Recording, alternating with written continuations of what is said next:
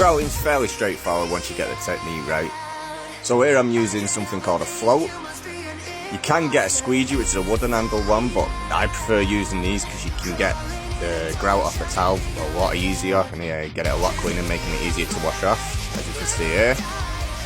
Now technique wise, the closer you angle it into the wall, you'll spread grout about the tiles, and the further you angle it away, say not quite 90 degrees, but say 75 degrees, then you'll end up taking the grout off the tile.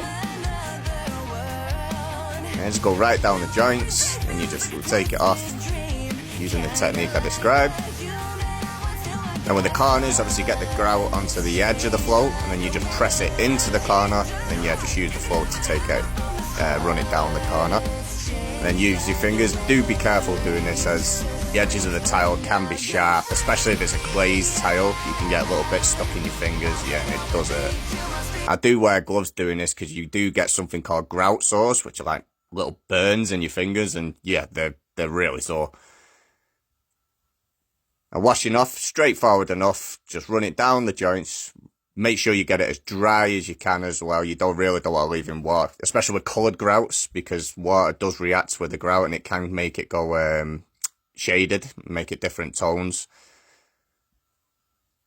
Now white grout's not too bad. When you're using coloured grouts though, you really need to wait, I'd say about 20 minutes before washing off, because you need to wait for it to dry, so the water doesn't react with the grout as much.